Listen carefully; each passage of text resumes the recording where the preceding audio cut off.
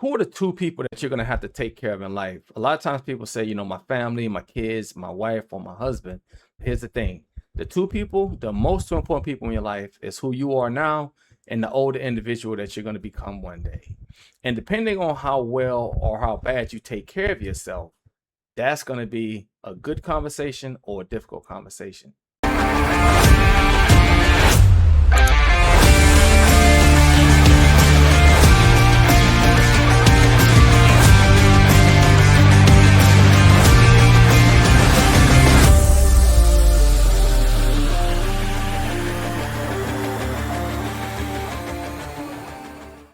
Welcome back to High Ground Financial Freedom Podcast. Freedom Podcast, where we talk about faith, family, finance, and fitness.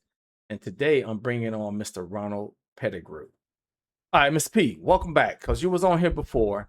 And I just want to say welcome back. Thank you for taking your time to share some of your knowledge. And today we're just going to talk about your life, the decisions you've made, and how that has changed the trajectory for everything, whether that's good or bad. You are my mentor. This is not scripted. I want people to hear exactly coming from you how your life has been shaped based on your decisions. And we're going to get into some infinite banking and some other things. So welcome back, Mr. P. Thank you, Dash. Appreciate being back, man. Okay. So let's just get into it. You ready to jump in?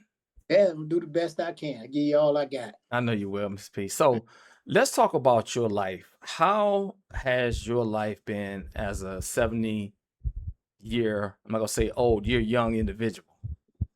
Oh, man. I would say, when you talk about, the old adage is, is the cup half full or is the cup, half full or is the cup full? I would have to say, reflecting back on my life, my cup overrunneth. My cup is overrunneth, man.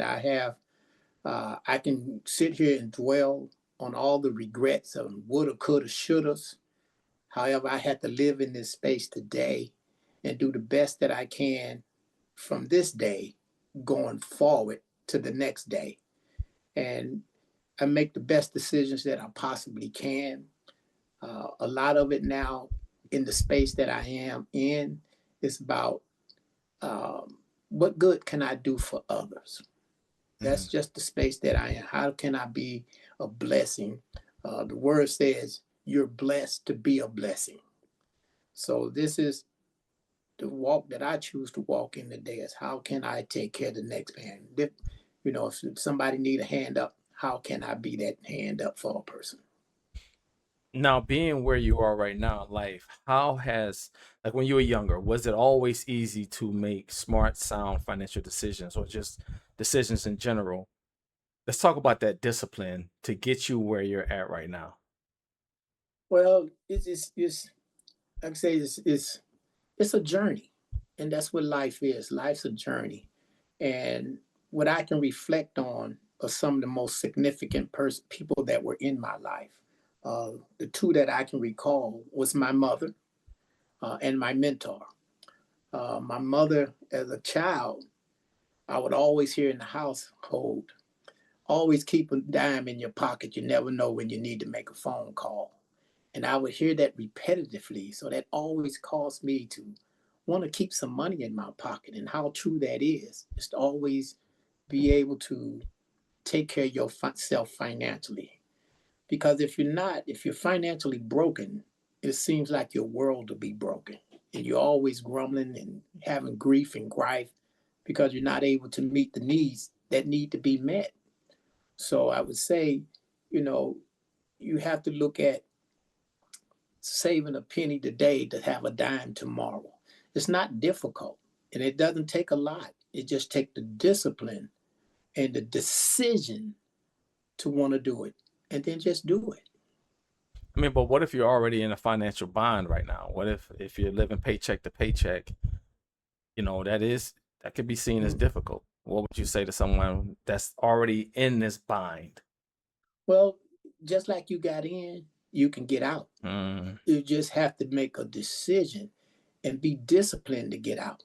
Yeah, we make mistakes. The challenge with that is what am I going to learn from so that I don't have to keep repeating them. So yes, it is. If you dug that hole, Just don't keep throwing dirt on it.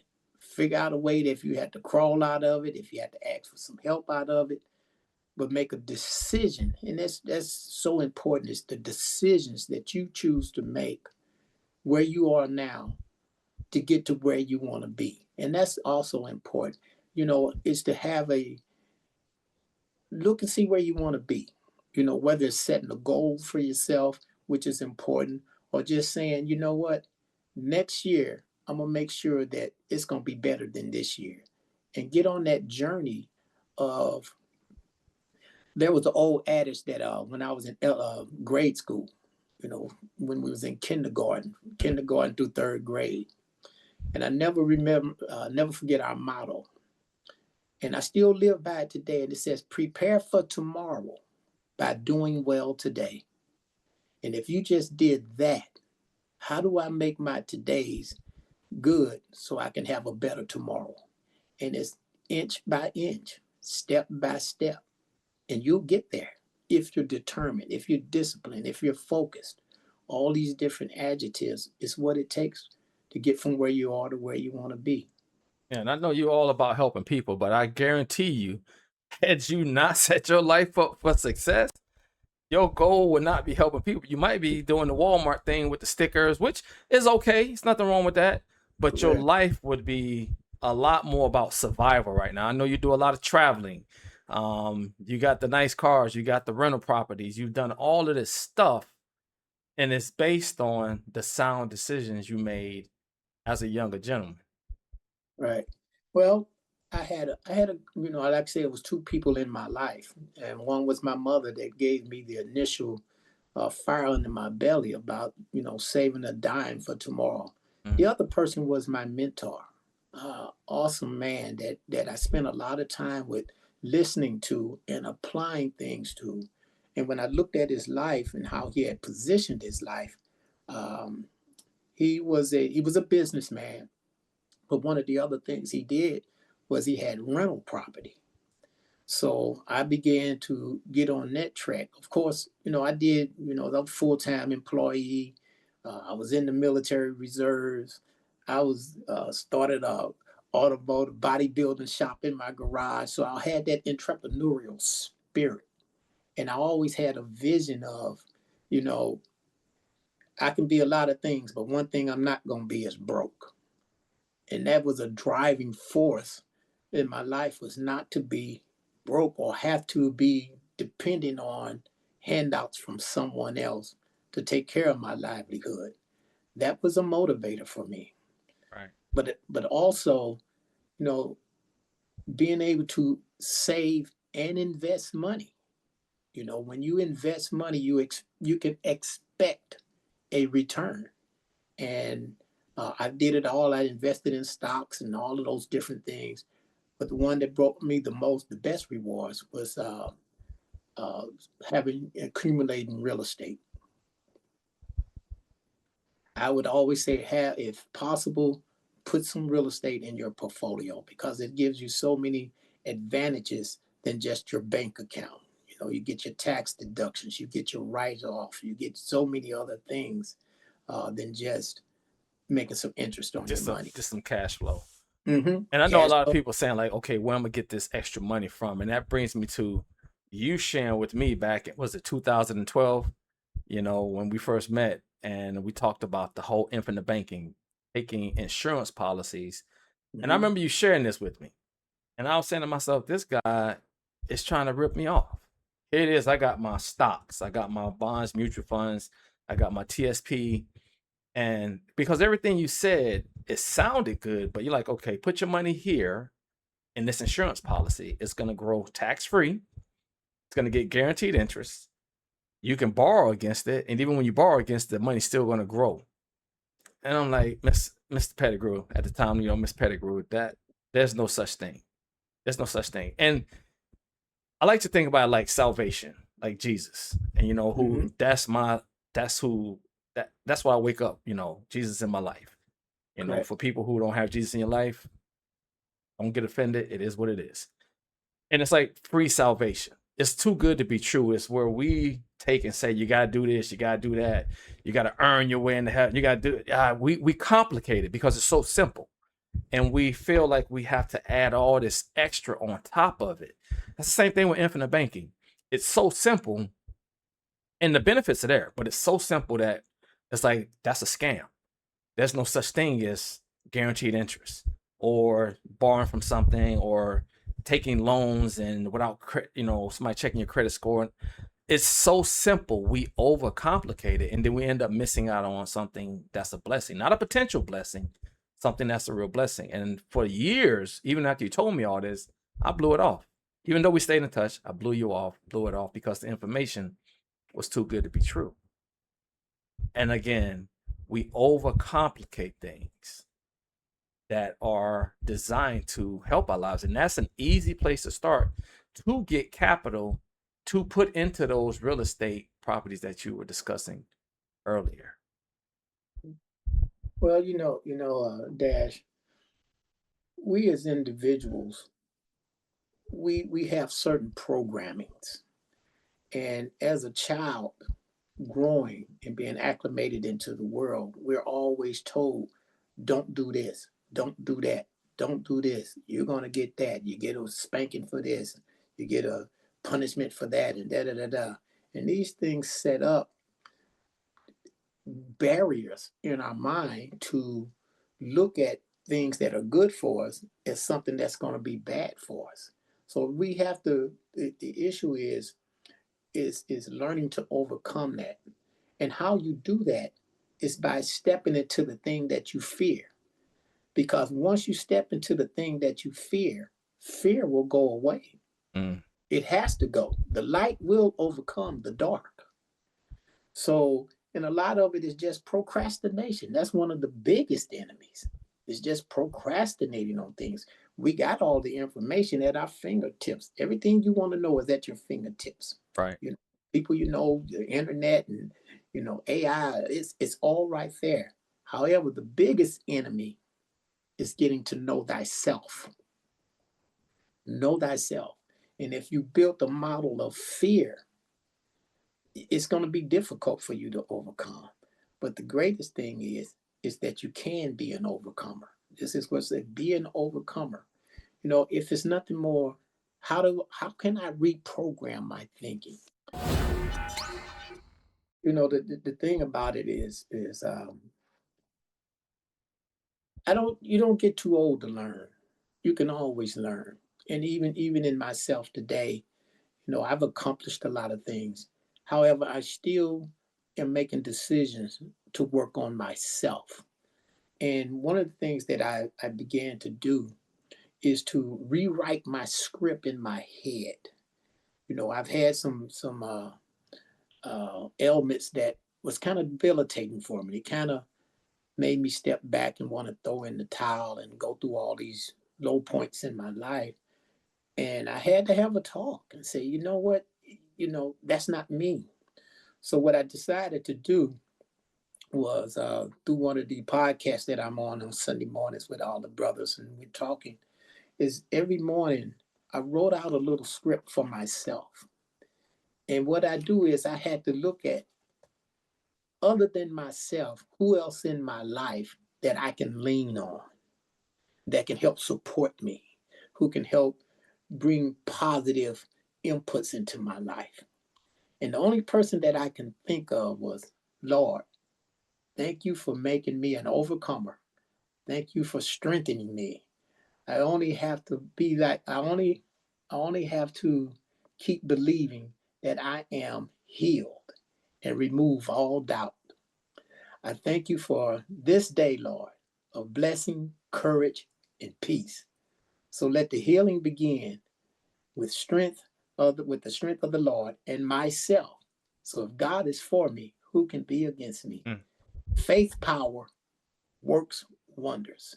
So I'm healed. I'm blessed. I'm an overcomer by the stripes of Jesus Christ. Every morning until that thing becomes a pattern in my head that strengthens me, that helps me not to look at the situation of what it is or what the situation, how it can be, regardless. because it all comes back down to what you choose to believe about you. That's it in a nutshell. Man, that's powerful, because I mean, all you're doing is reprogramming. You're That's all. reprogramming. You are speaking things. We have the mental, the emotional, and then the spiritual, and all three of those, the mental, the emotional, and the spiritual, build the physical. The physical is just a result. Mhm. So your mental state, your emotional state, and your spiritual state of mind build our physical world, whether you believe it or not.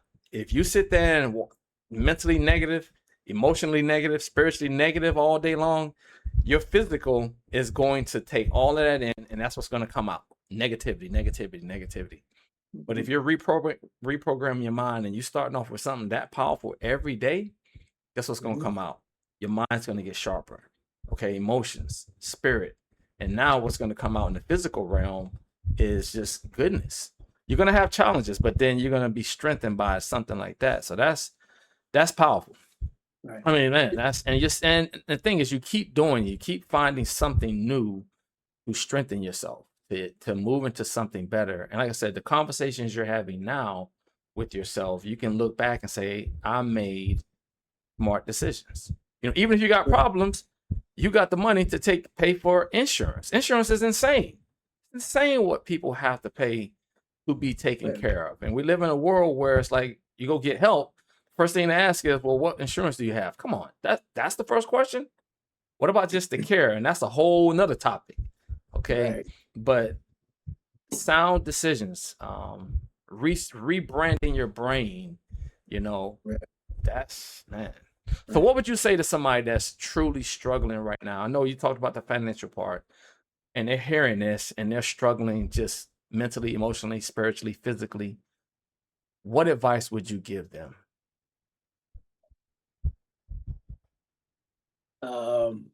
I would say connect. Connect with someone. We were not designed to be alone. We were designed to support one another. It says, love your God with all your heart, mind, and soul, and love your neighbor as you love yourself. So we had to look at the company that we keep. So who that that's can be a light in your life, and attach yourself to them. you know just walk around, just listen to that person, and even though they're going through things, but listen to the speech. Are they uplifting? Are they excited about today? Are they always talking about woe is me? See, that type of crowd, it's not where you belong. Go to motivational speeches. I've went to so many just to hear people motivational speeches and stuff, but get around somebody that can give you that type of synergy that can help you spiritually. I had a pastor say, first spirit, then natural. Work on that spirit. See, that's one thing we can continuously work on. How do you do that? If nothing else, open up your Bible. Man, it is so filled with positive things in there. Greater is he that is in me than he that's in the world. Man, when you begin to think about that, life and death is in the power of the tongue. What are you saying? See, because you listen to you more than you hear anybody else. When nobody else is around, guess what? You're still talking. But what are you saying? Woe is me. Man, I'm tired. Oh, man, the world don't like me. I can't stand that job. Man, there's nothing wrong. If you don't like that job, get another one. Or find the good in that one, because it is. There's a paycheck coming from it. Is that good? It's not, it's always some good in every situation. Always. Always. You just got to find it. You got to open up your eyes. Yeah. And what it is just a reconditioning of your mental capacity. And not saying it's going to happen overnight, but it will happen. It will happen if you purposely focus on wanting it to happen. That's part of the key. I want this to happen in my life, and it will. Seek Powerful. and you will find. Powerful. Powerful. Powerful. Powerful. And I know it sounds easy, because when you're speaking on it, it's these are words, and words are powerful. And it sounds easy, but then it's a challenge. But this is what I'll say to you. You're going to be challenged in life. I've said it before. Everything is hard. Pick which one you want. It's hard to put time and energy in taking care of yourself, but it's also hard being broke. It's so hard. It's hard already struggling. Life is a struggle enough. We live in the United States of America. So many things that, you can look to find struggle with. You can also look, there's a lot of opportunities there as well. It's just, and getting those opportunities and taking advantage of them, that means work. You got to put in work. It's going to be hard, but pick which hard you want. Do you want to eat? Do you want to starve? Eating, put in work, hard. Starving, hard. So pick whichever difficulty and just lean into it. So Miss P, listen, appreciate you. Oh, go ahead. Yeah, by all means, please. See, I've heard you mention the word hard repeatedly. Mm-hmm. I don't use that word because who wants to do anything that's hard? True. But I'm up for a challenge. I can meet a challenge. So when you look at your finances, start here. Watch how simple this is. Take a quarter. You may not say it's a lot of money, but take a quarter, and out of that quarter, put one dime over here, one dime for your emergency fund. Take, 20 cents. Well, that's more than you can take, take a nickel for emergency fund. Take another nickel for your fund bucket. Take the rest of it to meet your needs. If you break it down, just that simple, emergency, fund, and my livelihood, you can begin to turn that financial situation into a better situation. Then I would say that, your audience, if possible, they need to talk with you. Have a great talk. Sit down, talk with this man. Like I said, we've been knowing each other 12, 13, 14 years. And I would look at him and say, he where I want to be. This guy is doing some amazing things out there. I can't put his business in the street, Dash, but you, man, I'm glad to know you. You inspire me. Get around people that inspire you. That's gold. It ain't all about your finances. Finance is important, but what are the people that are in your circle that can inspire you to the next levels in your life? That's gold. I like that. Change it from hard to a challenge. Yes, Something sir. right there. I learned something new today. Get that vernacular out of your script and go from hard to a challenge. Because why you want to do something hard? Just so find a challenge, whatever challenge that is, and face that challenge. And pick which one you want. Yeah, I Miss P, I tell you, this has been a blessing. And I wanted to keep it short because, today I really want people to listen to this and take this in. And like you said, start, get started, do it. And I love the quarter, that example. Okay, fun, then taking care of your real business and then your livelihood. So fun, business, and livelihood. Well, you start with, you can, emergency fund. Emergency fund. You got to have an emergency fund. You're going to have a fund bucket that you do things with. Okay, emergency fund. And then living expenses. Emergency fund, right. Living expense. Just those three buckets, and take a quarter and put a nickel in each one of them, and watch how it accumulates. Just a quarter, a nickel in your fund bucket, a nickel in your emergency bucket. That leaves you 15 cents to take care of your livelihood. And do that for a year, and watch them little nickels in each bucket accumulate. So if I can do that with a quarter, what can I do with $1? What can I do with $5? What can I do with $10? Because those pennies turn into quarters. It's just rearranging this. The space between your ears is rearranging, and just do it. Start with a nickel. Get it, and it becomes the habit. Right. It'll become a habit. Yeah. Man, powerful. Always powerful. Always great talking with you, Mr. P. And thanks for jumping in on there and helping me to look past that hard and look at things being a challenge. Because we, one thing I would say about the United States of American people, we love a challenge. You're not going to take us out. I think our British cousins learned that a long time ago.